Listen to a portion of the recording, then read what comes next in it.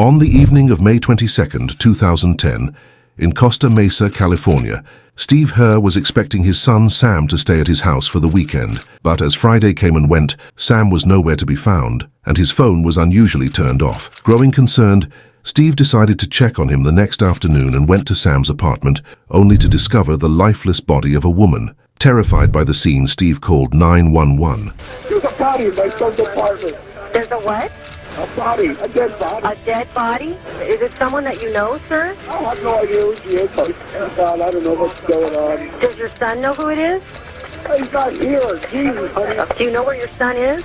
No, I don't. Costa Mesa police hurried to an apartment complex where they found a gruesome scene. A young woman was discovered dead with a gunshot wound to the back of her head. She was lying partially on the bed with her legs on the floor. A purse and wallet near her body revealed her identity: Julie Kibwishi. Julie was a 23-year-old who loved dancing and was very talented, but she became the victim of a violent murder. The main suspect was Sam Herr, the tenant of the apartment and a war veteran, who was missing at the time. Police quickly focused on Sam, thinking he might be capable of such a crime since Julie was found in his apartment. Text messages recovered from Julie's phone hinted at a troubled relationship. One message from Sam asked her to come over at midnight, saying he was upset and needed someone to talk to, but also requested that she not tell anyone, and emphasized that he didn't want anything sexual, just someone to talk to. Julie responded, saying she would be there for him like family. Authorities believed they had identified the killer, but now needed to find Sam. They questioned Sam's father, who had found Julie's body and called 911. He was in shock over what had happened. However, capturing their fugitive wouldn't be easy. Sam Herr is an army veteran with combat training, and he had been accused of murder before. His criminal history made him a strong suspect in this case. When detectives checked Sam Herr's record, they were shocked to learn that 8 years earlier he had been arrested and charged with capital murder. This discovery quickly convinced the police that Sam was likely the killer, making him their top suspect. The police are on a manhunt for a trained killer. Served in Afghanistan, combat veteran. Police were looking for an armed man who may be suffering from PTSD. However, their search will uncover a twisted and deadly scheme that no one could have anticipated. This guy's a monster. He was colder than an iceberg. No feelings, no emotion, just nothing there. Sam was actually an army veteran who had served in Afghanistan, deployed to one of the most dangerous territories at Camp Keating. However, being a war hero often comes with a heavy toll. His friends noticed that he was showing signs of PTSD. Sam and Julie had recently started dating after she began tutoring him for an anthropology course, which explained why Julie was in Sam's apartment. Sam had been charged with murder once before. He was accused of luring a friend into an area where gang members shot him, but Sam was found not guilty and was acquitted of all charges. With this information, investigators formed a straightforward theory. Sam, who had been exposed to crime in the past, might have been drinking and possibly using drugs, leading to a psychotic episode triggered by his PTSD. In this state, he allegedly assaulted and killed Julie before fleeing the scene. Julie, just 23 years old, was now dead, and her boyfriend Sam was missing. He hadn't been seen since the previous week. Neighbors noted that his bicycle remained outside his apartment, but his vehicle was gone. The Costa Mesa police released a photo of Sam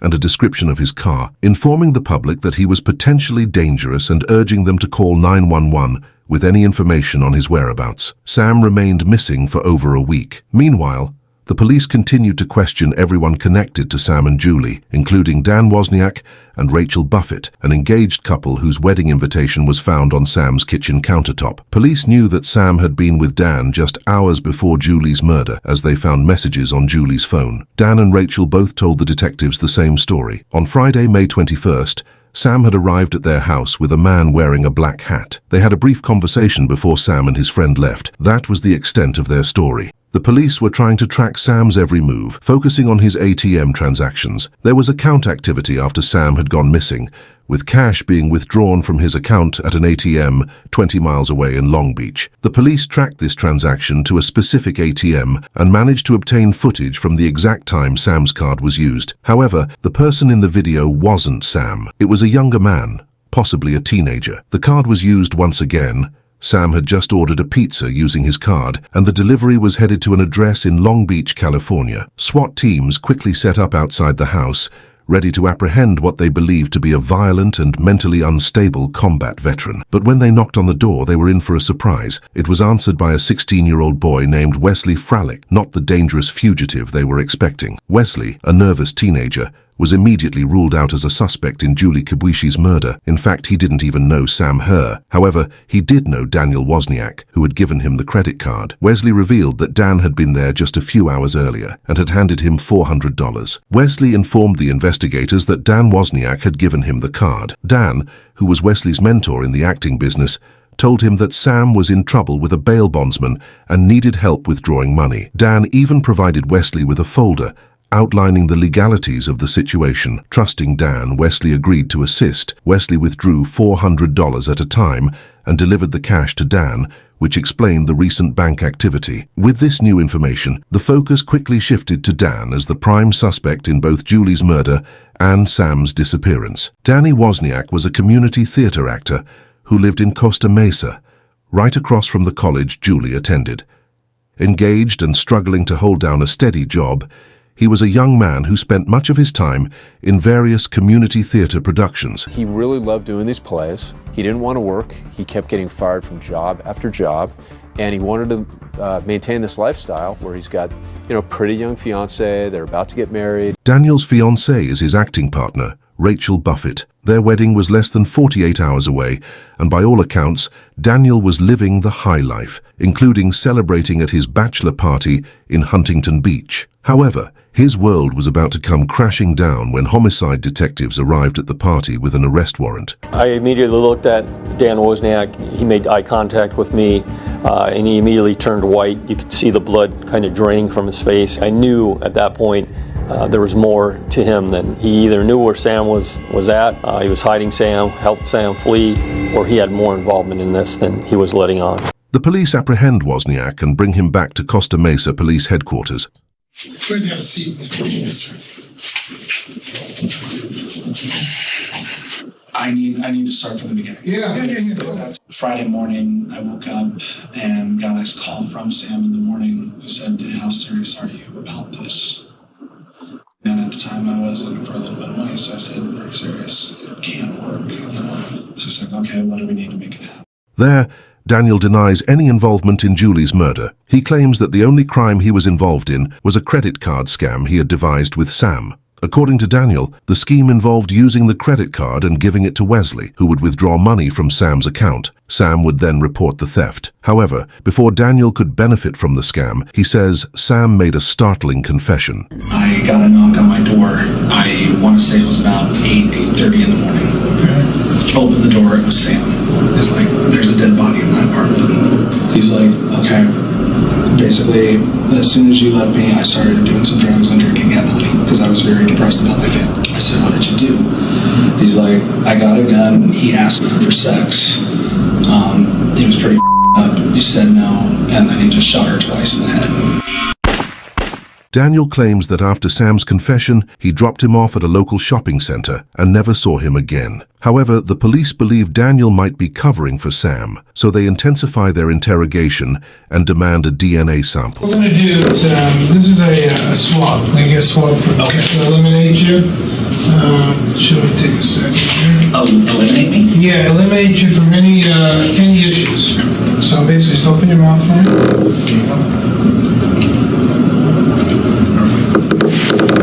That's it. Oh, okay. Very painless. Basically, where it is, it's just an elimination process, Once the DNA is collected, Daniel's memory seems to improve. At that point, he became visibly nervous, and that's when he started to add more details to the story and make some changes. Now, I was in Sam's apartment Friday afternoon. Okay.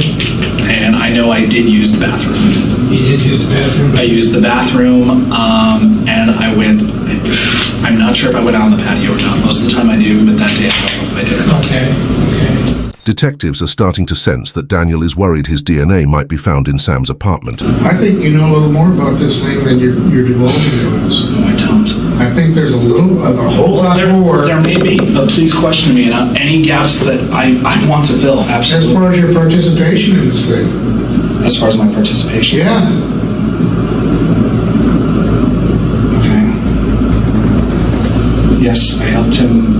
away. Yes, I knew that he had killed someone, and yes, I knew that I... Stop right there. They remind him again that they have his DNA, and Daniel begins to change his story. We got your DNA, Yes. okay? Where's that DNA going to show up? In Sam's car. What about on Julie? No, wouldn't be on Julie. You sure about that? Yes, I'm positive about that. Did you see Julie dead in the apartment? No, I did not. He admits to being in the apartment and touching a few things, but still denies any real contact with Julie. Detectives suspect he's still hiding something. That's what I'm saying. Absolutely, yeah. You're arrested for murder, okay? Accessory to murder, that's what you're being arrested for. You don't want to talk to us, tell us anymore, that's Okay, it. We're done. Hold on. We're done. Whoa. Okay. We're done. Unless you want to talk to us, we're done. I will talk to you about anything if it gets me to my wedding on Friday. That's what I will promise. Dan, you got the answers. You can help us. I don't know what else you want me to say. I don't know. Tell us. I don't know. Tell us the truth. You're not that good of an actor. Dan Wozniak was an arrogant guy, and I think he thought he was going to act his way out of this. Daniel seems to be crumbling under the pressure. Okay, fine. You know what? He didn't come down. He came down and said, help me. I went upstairs, and yes, I saw the body. Is that what you want to hear? No, we want to hear the truth. That is the truth. As he alters his story, he admits to being in Sam's apartment, which is a key moment for the detectives. They realize he's more involved than he's letting on. Sensing that Daniel is close to breaking, the detectives push harder. They bluff, telling him that his DNA was found on Julie's body, even though the results won't be available for weeks. How'd your DNA get on her? Because I was right over the body. What's that? Because I was right over the body. Okay. So how'd your DNA get on her? That I don't know. DNA doesn't just fall off. I don't know. Okay. I didn't touch her. I didn't do anything. Then they move in to get the full confession. What did you see? Saw 2 gunshots in her head. And I saw her pants, like, ripped and cut. And I saw, like, you written on the back of the shirt. Where were the 2 bullet wounds? I don't know. Sam said he shot her twice. Okay. And But I didn't see. You just told us you saw 2 bullet wounds. You were standing over... No. Okay. Whoa, Okay. stop.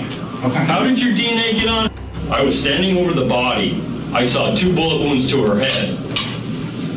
Exactly what you said, Dan. You can't even keep your lies straight. When Daniel told detectives that he was in the apartment and saw 2 bullet wounds in Julie's head, they knew he was lying. The detectives, who had seen Julie's body themselves, knew it was impossible to see 2 bullet holes. At this point, the police in Costa Mesa, California, were convinced that Daniel Wozniak was involved in Julie's murder and intensified their questioning. You just told us you saw 2 bullet wounds. You were standing over... Okay. Whoa, stop. But the police had no idea just how deeply Wozniak was involved. How did your DNA get on? I was standing over the body. I saw 2 bullet wounds to her head. Exactly what you said, Dan. You can't even keep your lies straight. His acting skills on stage were probably better than in this interview room. You're done? Instead of escorting Dan to a holding cell, the police brought Rachel in to question him herself. You can go over and sit right there. So when was the last time you really saw Sam? What happened? There's nothing you can do at this point to Sure, make absolutely. it better.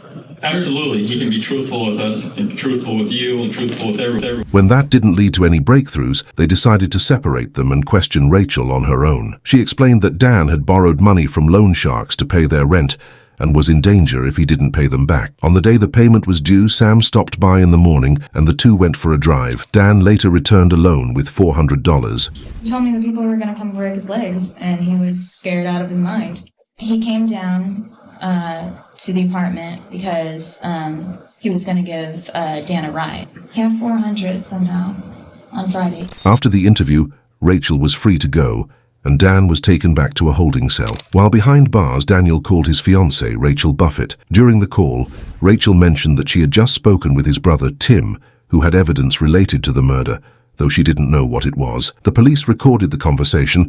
What did you do? I helped Sam cover some stuff up and helped him get some drugs. That's it. I didn't murder anybody. I My mom's working on canceling all the wedding plans now, and I just talked to Tim, and I need to make a phone call to the detective now. Why? Tim says he has evidence with him, or he knew where it was or something. Then I'm doomed. What? Tim said that? Yeah, do you know that Tim had some evidence? Yeah. Oh God, oh God, oh God. Well, this is ridiculous, and I have to go tell the detective the truth. No, don't. That can't be found.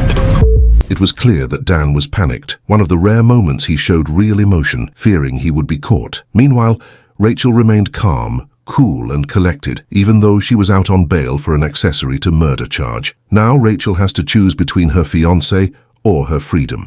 No, babe, I'm gonna do it. Listen to me. No. What? Trust me, please. I have to tell the truth on what I did. And I think you now know what it is. And it's bad. Imagine the worst, and that's what I did. Suddenly, Daniel was desperate to speak with the detectives and decided to confess everything. You said you wanted to talk to me. What's going on? I'm crazy and I did it. You did what? I killed Julie and I killed Sam. Okay. All right. I killed them both. All right. Sam came first. It was all just about the money. That was it. Right. 100%. And there is more, much more, leaving detectives speechless. Sam is decapitated. Okay. He's at the military base. All right. In the theater. If you go up the ladder from the theater, his head and hands have been decapitated, as well as his arm that had a tattoo. And you did it? Yes. He was colder than an iceberg. He had no feelings, no emotion, just nothing there. Finally, he broke down and revealed the timeline of his twisted murder plot. It all started with a simple favor. He asked Sam to help move some boxes in the attic of a theater at a local military base. Sam, thinking he was just helping out, turned his back. At that moment, Daniel pulled out his father's gun and shot Sam in the back of the head. But Sam wasn't dead yet. He cried out, "Oh my gosh, I've been shot. I need help." When detectives asked Daniel what he did next, he calmly responded, "I reloaded the gun and shot him in the back of the head again." After killing Sam, Daniel did the unthinkable. That same afternoon, he went to Fullerton and performed in a play. See what I mean?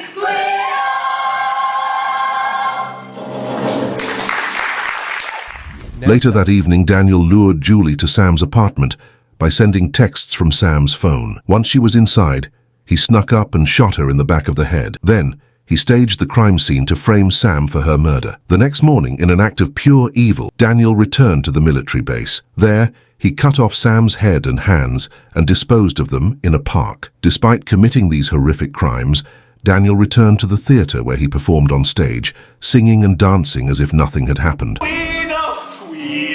Me, and you will be my true love. The motive for this horrific crime was money, specifically over $60,000 that Sam Herr had earned from his military service. Wozniak wanted money so that he could go on the Royal Caribbean's cruise line and take an awesome cruise. He literally wanted this money for his honeymoon. He killed these two people so he could take a trip.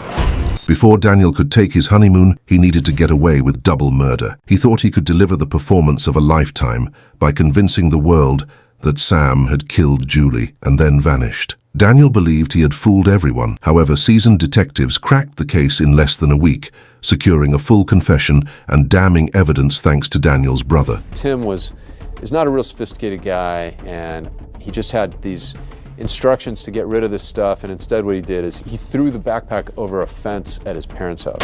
When detectives opened the backpack, they found a treasure trove of evidence. DNA, spent shell casings, the victim's financial information, everything a prosecutor could hope for. This evidence even led them to the murder weapon itself. While behind bars, Dan called Rachel once more to tell her exactly what he had just confessed to the detectives. I shot him 2 times in the back of the head. And then I grabbed his credit cards and I grabbed Wesley and we took money out of his account. I opened up the door of Sam's apartment and shot her twice in the back of the head. How did nobody hear the gun? I don't know. I got lucky. Why did I do it? Why?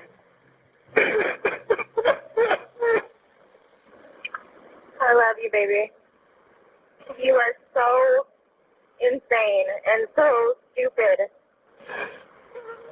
But I know in your twisted little mind you were doing it because you wanted to be happy with me. And I hate you for screwing it up. Shortly after the details of the murder became public, a man named Chris Williams contacted the police with a different story. Chris, another struggling actor, said he was friends with Dan and Rachel. He revealed that he was the one who had lent them the money that Dan claimed he owed to loan sharks. Chris had given them $2,000 of his own money, but told them it was from dangerous people to ensure he would be repaid. This meant that on the day of the murder, Dan didn't owe any loan sharks. He actually owed Chris. Chris also mentioned that on that day he tried to get his money back around the same time Sam arrived at Dan and Rachel's apartment. He saw Dan leave with Sam and return 3 hours later, visibly panicked, and slapped $400 on the table. A week later, while getting ready for Dan and Rachel's wedding, Chris learned about the murders and realized they happened on the same day as his strange encounter with them. He immediately called 911. This story raised more suspicion about Rachel, as Chris was now a credible witness saying she knew about the loan all along, contradicting her claim that Dan was solely responsible. So, the detectives brought Rachel in for another interview. Why don't you tell me why you forgot to tell me about this? Because honestly, I was afraid that if you knew that Chris had seen us that day, I don't know who Chris knows, and I don't know if he knows me very bad. You don't think we were going to find out? They'll come to me. Did you think we were not going to find out?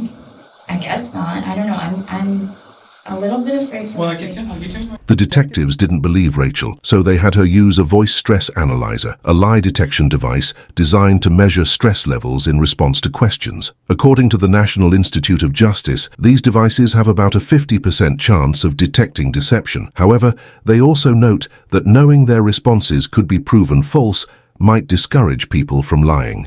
Did you plan the murder with Dan? I'm trying to remember everything I can. I've told you guys everything I know. I'm completely innocent. He's gone for 3 hours and he comes back having a heart attack. Yeah. We know he's out killing Sam at that point. I thought he was just overreacting because he thought he was afraid of loan sharks and getting hurt. I'm sorry that I'm not the kind of person who just goes berserk and loses their mind when they hear this. I just sit there in shock and soak it in. You were in shock. Rachel stuck to her story, and without physical evidence linking her to the murders, the detectives had no choice but to let her go for the time being. With Dan in jail and Rachel maintaining her innocence, the detectives worked with the district attorney to build their case. After 2 years of investigation, they decided to arrest and charge Rachel as an accessory to murder after the fact. The charges were based on her false statements about her dealings with Chris, who was at the apartment the day of the murders, and the fabricated man in the black hat who was never there. Rachel pleaded not guilty. Are you saying you're innocent? What are you saying? Completely innocent. As Dan's court proceedings began, Orange County Senior Deputy District Attorney Matt Murphy urged the jurors to impose the death penalty on Dan. How many layers of awful do we need before the death penalty is appropriate? Before the death penalty is the only possible way we can satisfy justice in a case? He did not care about those people. And now I'm asking you to care about those people. Through your verdict, I'm asking you, you set this right. You take care of business when you go back there. You take care of business.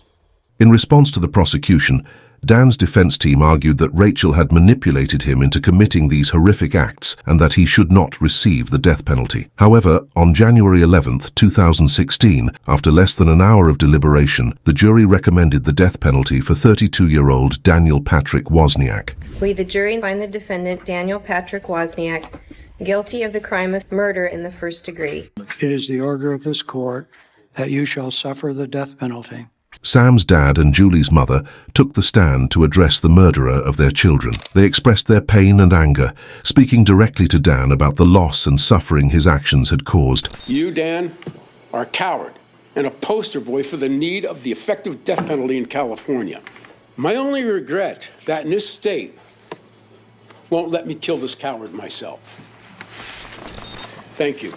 You took her precious life and then you disgraced her. How could you do anything like that to my baby? Dan was sentenced to death and is currently residing at San Quentin State Prison. As for Rachel, she went to trial in September 2018. Her defense attorney attempted to address the inconsistencies in her timeline and details. After 5 hours of deliberation, the jury returned with a verdict. We, the jury, in the above entitled action, find the defendant, Rachel May Buffett, guilty. In the end, Rachel Buffett was sentenced to 32 months in prison and was released in 2019. Daniel Wozniak is a poster boy for why the death penalty exists in certain states. For a lot of murders, there are extenuating circumstances, but there are a few that are so awful and unnecessary, and the grief that they cause is so profound for the most trivial reasons that they really should be subject to the ultimate punishment. And this is one of those cases.